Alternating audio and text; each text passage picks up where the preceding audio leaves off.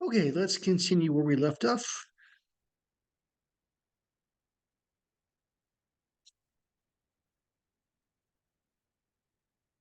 Sometime around 1140, Gratian, who was a monk of the monastery of St. Felix at Bologna, tried to coordinate all previous collections of church law into a new publication.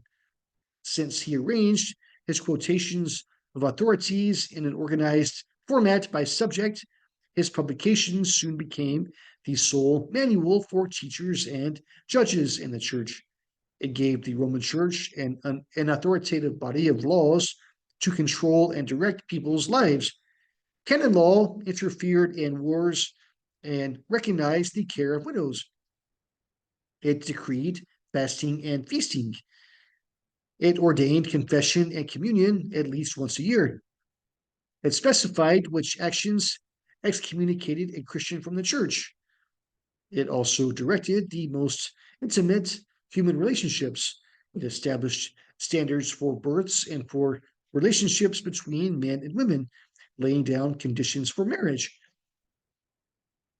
The desire to control every aspect of life may have disguised the fatal flaw in establishing Christianity by law. It tried to reduce human freedom to a minimum and forgot that God designed freedom to lead to true faith. On the day of Innocent III's consecration to the papal office, he referred to God's calling of Jeremiah to be over nations, to build and destroy.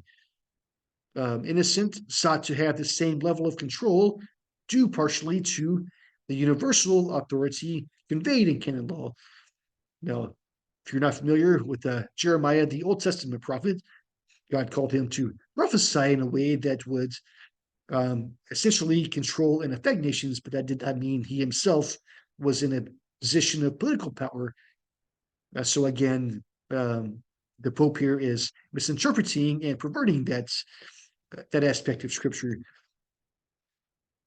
Uh, the second way the universities served the universal papacy was to provide a rational theological construction of Christian society.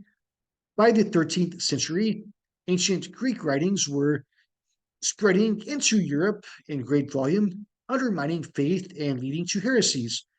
Key works by Aristotle were available, and his teachings on the nature of the universe were leading students to doubt God's revelation.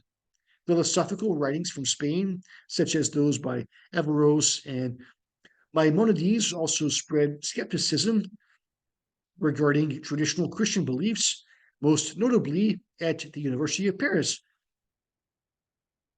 Let's turn to the peak of rational reach. The church could not ignore this situation. To bring a sense of calm amidst this confusion, Thomas Aquinas, who lived from 1224 to 1274, was sent to Paris from Italy. Thomas was a Dominican monk of noble birth. He was brilliant and diligent in his work. He honored reason above all human attributes, but he had distinguished himself by his loyalty to the church as well as his scholarship. Rather than immediately denounce the principles of Averroes, Maimonides, and Aristotle, he examined their writings point by point, refuting some and reconciling others with Christianity. The result was his major work, Summa Theological, which is a summary of Christian knowledge. This work has in view the whole universe, treating all things from a perspective centered on God. Aquinas made a clear distinction between philosophy and theology, or reason and revelation, though he argued that there is no contradiction between the two, since both are sources of knowledge that come from the same God. The two differ in their methods of searching after truth. Reason is based on the visible creation from which it can reach to ideas regarding faith. Revelation looks to God and so is superior to reason, both in its certainty and in its subject matter. For example, reason can prove God's existence following Aristotle's principle that everything can be traced back to a first cause, which Thomas saw as God the Creator. However, the full knowledge of God, such as the Trinity, comes only through revelation, or God reveals it. People cannot figure it out by themselves. Um, According to Aquinas, each person is a sinner and in need of special grace from God. By his sacrifice, Jesus Christ has enabled the reconciliation of humanity and God. The benefits of Christ's work are applied as the constant instilling of grace stimulates Christian virtues, especially love, and enables a Christian to do works that please God. This saving grace comes to men and women exclusively through the channel of divinely appointed sacraments overseen by the Church, the visible organized body, or the Roman Catholic Church led by the Pope. Aquinas was convinced of the divine authorization of the papacy and even insisted that submission to the Pope was necessary for salvation. Aquinas held to 7 sacraments or essential sacred practices: baptism, confirmation, or confessing one's faith upon reaching maturity, usually around adolescence, the Lord's Supper, or communion, or taking of the bread and wine, symbolizing Christ's body and blood, penance, extreme unction, or anointing with oil when someone is sick or near the point of death, also known as the last rites, marriage, and ordination, which means consecration to church leadership. The most important sacrament is the Lord's Supper, according to Aquinas. As the Roman Church had taught for centuries, Aquinas held that it is a true sacrifice, continuing the sacrifice of Christ on the cross and influencing God to be gracious to those for whom it is offered. In the Lord's Supper, the essence of the bread and wine are changed recklessly into the actual body and blood of Christ, though the exterior remains unchanged. So this is what Aquinas taught. This is a doctrine known as transubstantiation, of which Thomas gave the classic argument. And this is a position still held by Christians in the Catholic Church and some other churches, but most Protestants do not believe this. Most Protestants do not think it is actually the body and blood of Christ, but rather it symbolizes the body and blood of Christ, or we have a spiritual communion with Christ through the Holy Spirit when we take it, but we're not actually eating and drinking the literal body and blood of Christ. So since sin remains a problem for the baptized Christian, God provided penance, the sacrament of spiritual healing. It consists of 3 elements: contrition or sorrow for the sin, confession to the priest as the spiritual physician who can apply the appropriate remedy and pronounce forgiveness, and satisfaction, by which the Christian makes amends for the evil effects of the sin, usually called an act of penance. With some cautions, Thomas also accepted the practice of indulgences that had gained prominence during the Crusades. He taught that the work of Christ and good deeds of the saints had led to a great spiritual reservoir that priests may draw from to aid Christians without sufficient good deeds of their own. Thomas described death as the great divide. The wicked pass into hell. The faithful who have wisely used the means of grace pass immediately to heaven. But the mass of humanity, who may have been Christian in desire and participated in the sacraments, but who followed Christ inadequately, must suffer further purification in purgatory before reaching the joys of heaven. Prayers offered by the Church on earth can help to relieve the pains of souls in purgatory. Thus, we come to the height of spiritual ambition and arrogance. The Pope and his priests not only mediate the grace of God to sinners on earth, but also minister to suffering souls beyond the grave. Though this idea had been argued many times before, Thomas set the traditional teachings of the Church in a grand framework. Like the Gothic cathedral, His system aimed at a perfect harmony between the reaching of human beings and the light of God's truth. But like the Crusades, scholastic theology may have reached too far, claiming too much for itself and the church. Innocent III's claim that the Pope is the judge of the world between God and humanity shows the heights of arrogance. This idea would ultimately be challenged as even uneducated lay people remembered the Bible's teaching that Jesus, not the Pope, was the only mediator between God and humanity.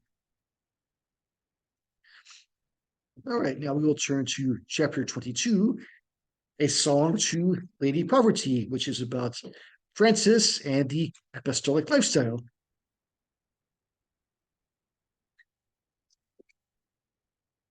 While the 12th century was filled with the songs of the troubadours who sang of courtly love, these are medieval musicians, bards, I guess we would call them.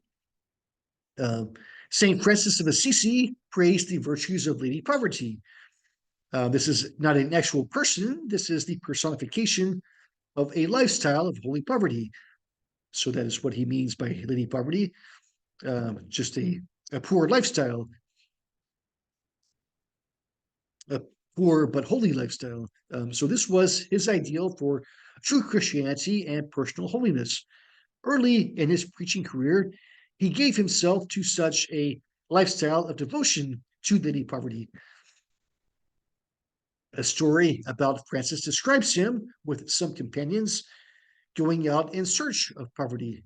Poverty is personified as a woman living in the mountains who welcomes them and describes her history with the human race, including the first man, Adam, until his sin, and then Jesus choosing her, and Christians multiplying through her, especially monks, until they became rich and worldly. Then she withdrew. Francis vowed to be faithful to her, and she came down the mountain with him. In the 12th and 13th centuries, a host of admirers were devoted to this view of poverty. Itinerant preaching and voluntary poverty appealed to the imagination and conscience of many Christians. Growing numbers of laymen read and sought to follow Jesus' command in the Bible to sell what you have, give to the poor, and come follow me. The lofty view of the ascended Christ, who ruled through his vicar, the Pope, all nations and institutions in this life and the next faced a challenging rival and the ancient image of the Savior who claimed to have no place to rest. Was true Christianity in a powerful institution or in a self-denying lifestyle?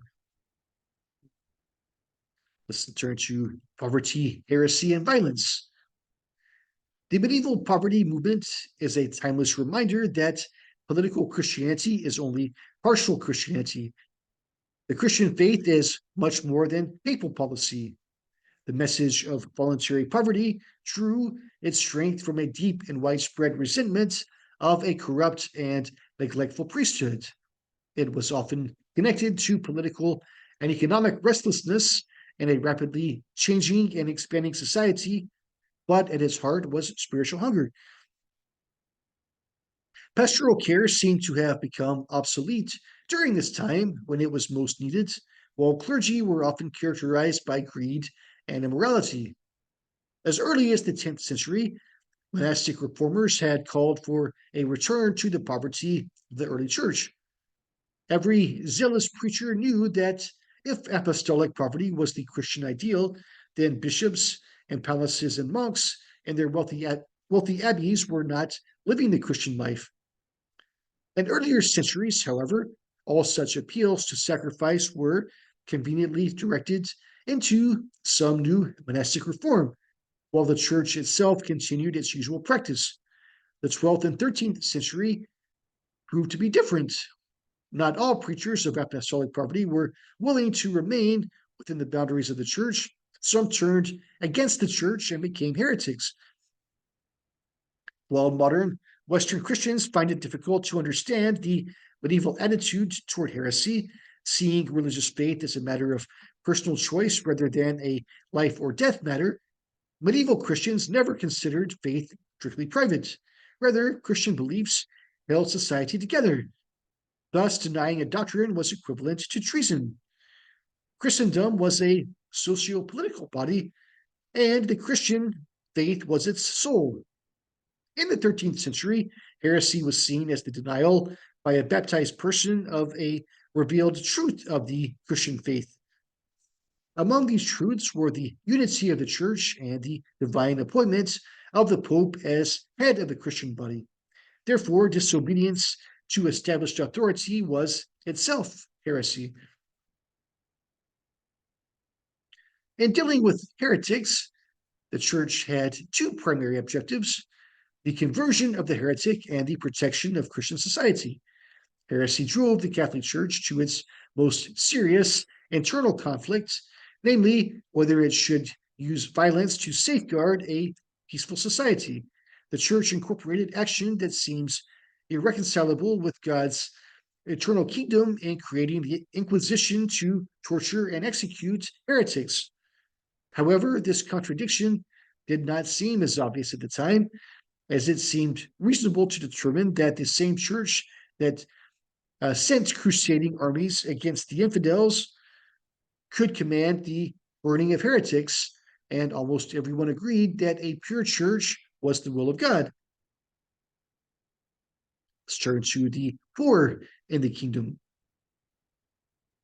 Yet the poverty movement wondered if the true church should be seen as being with the poor rather than the papal palace in Rome or the crusading armies. One of the earliest voices against the worldliness of the Catholic Church was Arnold, an abbot at Brescia in northern Italy. He urged the church to surrender its property and secular dominion to the state and return to the poverty and simplicity of the early church. He believed the true church and its ministers should avoid wealth and power, which could invalidate salvation. By 1139, Arnold turned people against their bishop, and Pope Innocent II responded by banishing Arnold from Italy. He fled to Paris and studied under Abelard. After 5 years in exile, Arnold showed up in Rome and immediately joined a movement to overthrow the dominion of the Pope. The Romans seized power during the Pope's preaching tour for the Second Crusade, and Arnold became a leader of the new purely secular government. He preached that clergy, meaning church leaders, should live in apostolic poverty. Arnold's movement lasted about 10 years before Pope Hadrian IV placed Rome under an interdict and secured the help of Emperor Frederick Barbarossa and capturing Arnold, who was executed by burning.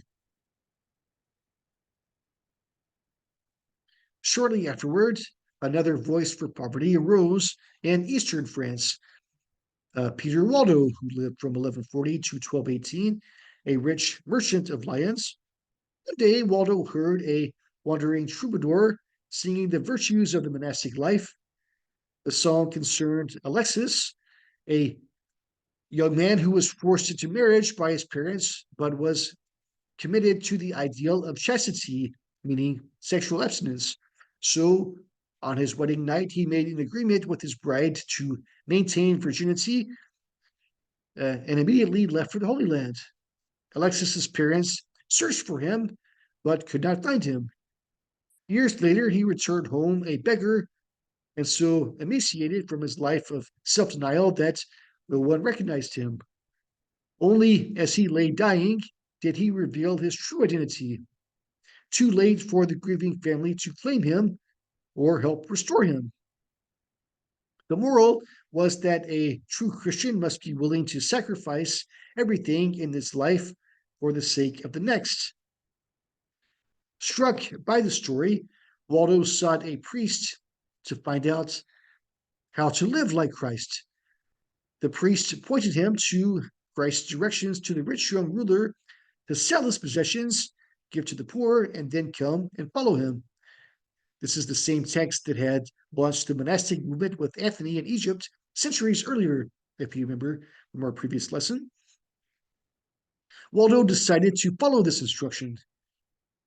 After providing for his wife and daughters, he gave the rest of his estate to the poor. To launch his mission to the poor, Waldo enlisted two priests to translate portions of the Bible into French. He began to teach common people to imitate Christ by practicing voluntary poverty. He applied this teaching to all true Christians, not just to monks. As he gained a few followers, Waldo sent them out two by two after the pattern of Jesus sending out the apostles into villages and marketplaces to teach and explain the scriptures. They called themselves the poor in spirit and became known as the Waldensians. Waldo's unauthorized preaching soon met the opposition of the Archbishop of Lyon, who ordered him to stop. When Waldo refused, the Archbishop excommunicated him. Waldo and his followers decided to appeal to the Pope. They arrived in Rome and found it crowded with church officials attending a council. Despite facing ridicule, they were able to gain a hearing from the council. Pope Alexander III found no evidence of heresy among them and was impressed by their poverty. However, since they were laymen and not ordained clergy, the Pope ruled they could preach only by the invitation of bishops, which was unlikely to be granted. Waldo was convinced that the scriptures commanded him to preach to the poor with or without bishop's approval. Along with a growing number of followers, he continued to preach and practice apostolic poverty. The movement spread into southern France and Italy. However, their disobedience compelled Pope Lucius III to excommunicate them from the Catholic Church. The conflict was understandable since the Waldensians wanted to purify the church by a return to the simple life of the apostles, which meant the surrender of worldly power. The papacy could not renounce its sacraments or priesthood, nor admit that faith in God might involve something different from the commands of Rome.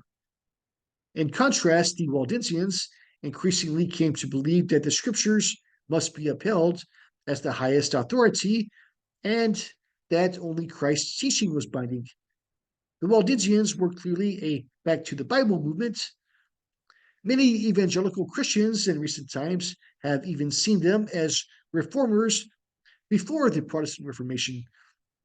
However, their view of salvation, a life of penance and poverty, lacks the emphasis on God's grace that was proclaimed in the Reformation. So if we take the next part of this class, I hope to offer in the future, we will get into the actual Protestant Reformation. In this class, we're getting us right up to then, but not quite that far. But it's interesting seeing these early examples of reformers that we could say probably paved the way for the later reformers like Martin Luther, who began the Reformation. Okay, we'll turn now to the peril of new heresies. A third dissenting movement, which proved the most troublesome for the Catholic Church, was the group commonly called Cathari, which means pure ones. Since they were especially influential around the town of Albi in southern France, some people called them Albigenses. Most of what we know of them comes from their opponents and is likely biased and inaccurate. Very likely the Cathari infiltrated Europe from Bulgaria. Their views were similar to the Gnostics in the early church. They held that the universe is the scene of an eternal conflict between two powers, good and evil, and believed that matter, including the human body, was evil, while the good soul was imprisoned in the body. To escape from the power of the flesh, the true Cathar was supposed to avoid marriage, sexual intercourse, the eating of meat, and material possessions.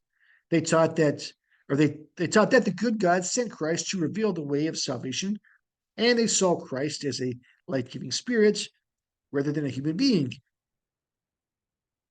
If this description is true, the Cathari were heretical in a way Arnold of Brescia and Peter Waldo were not. The Cathari rejected not only popes and bishops, but basic Christianity. They tried to escape from evil not by repentance and faith, but by dividing the self and two, the evil body and the good spirit. The Cathari were a great threat to the Roman Church.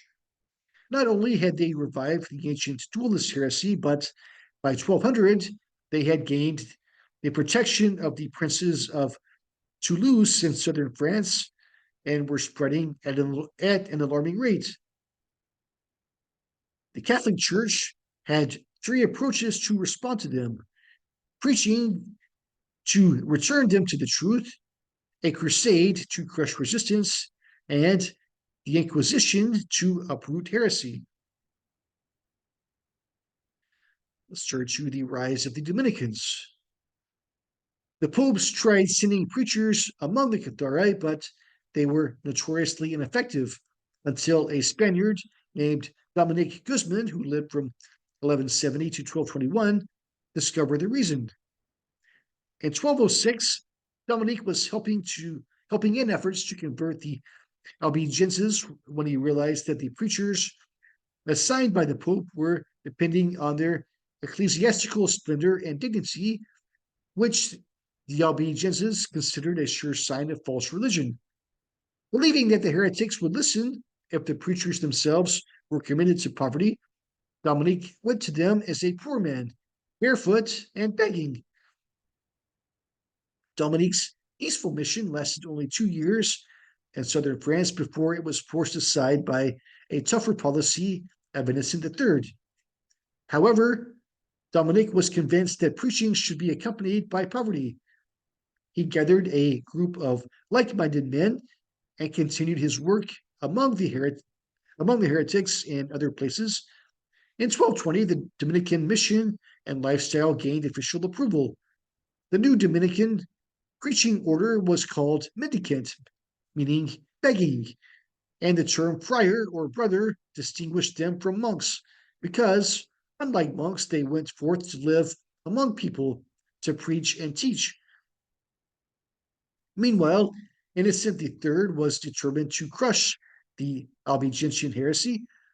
When Innocent called for a crusade against these heretics in southern France, the northern French, seeking control of southern France, came to raid this area and enlarge their kingdoms by killing those who did not hold to the correct doctrine.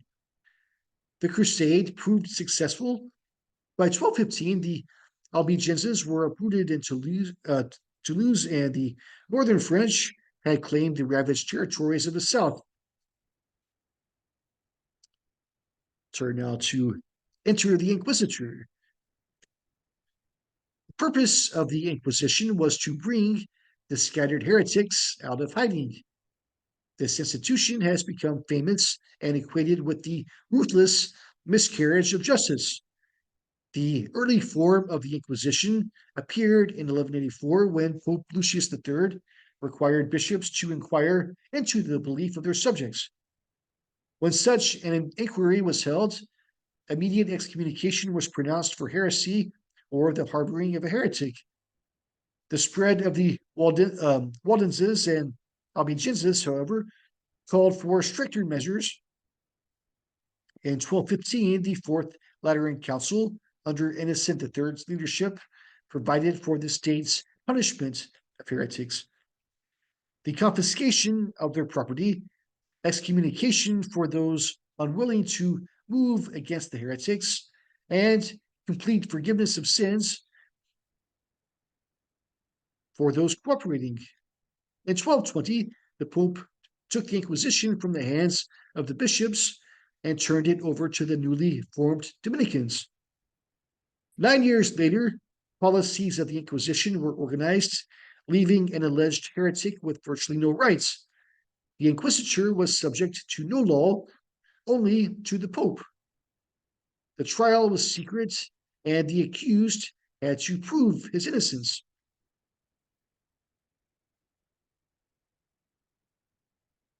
The final significant step was developed in 1252 when Pope Innocent IV authorized torture as a means of getting information and confessions from accused heretics, though earlier Christians would have been horrified at the thought of such a practice. Though canon law forbade a cleric from killing, they were allowed to interrogate and torture prisoners before turning them over to civil authorities if they were found guilty of heresy, which usually meant they were burned at the stake. Despite the ugliness of the task, almost everyone after Augustine agreed that it was necessary to use force against heretics to save the Church of Rome, comparable to amputating a rotten limb to save the body. Combination of the crusade against heresy in Toulouse and the Inquisition brought an end to Catharism before the end of the 13th century. The Waldensians survived in the mountains of Italy and welcomed the Protestant Reformation in Europe in the 16th century. The Inquisition also survived despite its serious weaknesses. A new and more wholesome ministry arose in the village of Assisi, 85 miles north of Rome in Italy. This was the hometown of Giovanni Bernardone, better known as Francis of Assisi, lived from 1182 to 1226. Francis was the son of a wealthy Italian cloth merchant. Francis's father had dreams of knighthood for his son, but after being captured in battle and spending time in prison, Francis meditated on the meaning of life and determined to turn his back on the world and his father's dreams. His reorientation was dramatic. Previously, he benefited from wealth, sought honor, and was repulsed by illness like leprosy. But with Christ as his model, he abandoned the security of wealth, lived a humble life dedicated to benefiting others, and embraced lepers. He wandered the countryside with a few followers, begging from the rich, giving to the poor, and preaching the joys of faith and poverty. Let's turn to founding the Franciscans. In 1209, Francis prepared a simple rule for his little group. It consisted chiefly of Christ's appeal to take up the cross, his advice to sell possessions and give to the poor, then come follow him, and his directions for sending out the apostles with minimal supplies. With this rule, Francis and his companions went to Pope Innocent III for approval. Innocent approved the preaching band, which Francis called the Friars Minor or Lesser Brothers, but became better known as Franciscans. Almost from the start, Francis's vision was for the world. He tried to go to Syria and Morocco, but was unsuccessful. Then, in 1219, a crusading expedition to Egypt gave him the opportunity. He accompanied the army to the Middle East, where he met with the Sultan and unsuccessfully tried to convert him to Christianity. From Egypt, he visited the holy places in Palestine before returning to Italy the following year. During his absence, differences arose among his followers. Some felt that their rapid growth demanded more organization, while others sought to maintain the simple, original principles of Christ-like poverty. Seeing that the problems were more than he could handle, Francis appealed to the Pope to appoint Cardinal Ugolino as his advisor, and soon he surrendered the administration of the group to his associate, Peter de Cattaneo. Though Ugolino, who later became Pope Gregory IX, admired Francis, he was above all a prince of the church and saw the possibilities of the movement as an agent for the advancement of the church, especially where its authority had been undermined. He would reform the church by giving the Franciscans authority, though Francis wanted to reform the world through Christ-like humility rather than power. In 1223, Pope Honorius III confirmed a new rule for the order, which allowed for an elaborate organization and made begging a fundamental characteristic of the order. The Franciscans joined the Dominicans in a great mendicant mission in preaching, doctrine, and dedication. Francis lived to see his ideal changed. He feared the spread of worldly power to his followers, which he felt may lead to the neglect of serving the poor. In 1226, he died in humility. Francis was a product of his age, a lover of Lady Poverty, but he is admired by Christians of all centuries for his efforts to live in the manner of Jesus and take seriously his teachings. For another century, the Franciscans were divided between the conventuals who allowed the church to hold property for Franciscan use and the spirituals who argued that complete poverty was essential for the true church. Lady Poverty remained a challenge to the church of wealth and power, but it proved an impossibility for the whole church for all times. So Francis of Assisi is one of the best known figures in church history and maybe most admired. Some say some consider him to be the most Christ-like person that ever lived, or the one whose life was most like Jesus. Uh, and there's many things about him. There's legends about him preaching to birds, even, and so you might see statues of him with birds around him.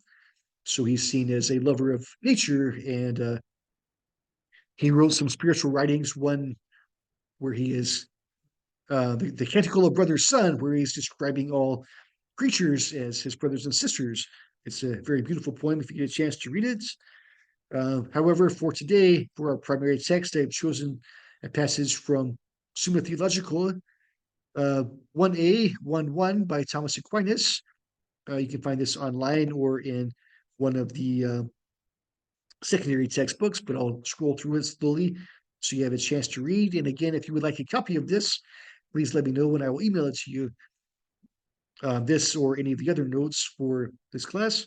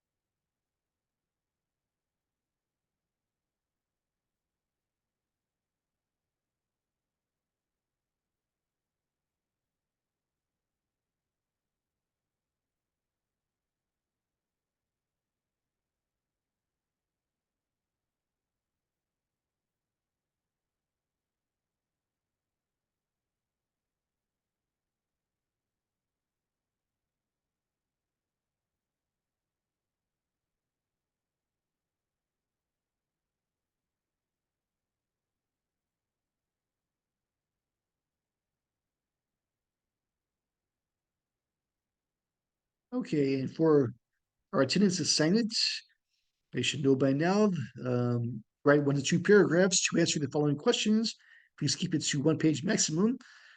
What is one main idea you learned from today's lesson? Again, please try to write something in your own words. Don't just copy from the notes, and you can even just summarize the main point of the lesson, or um, very simply, you don't have to write about everything you learned.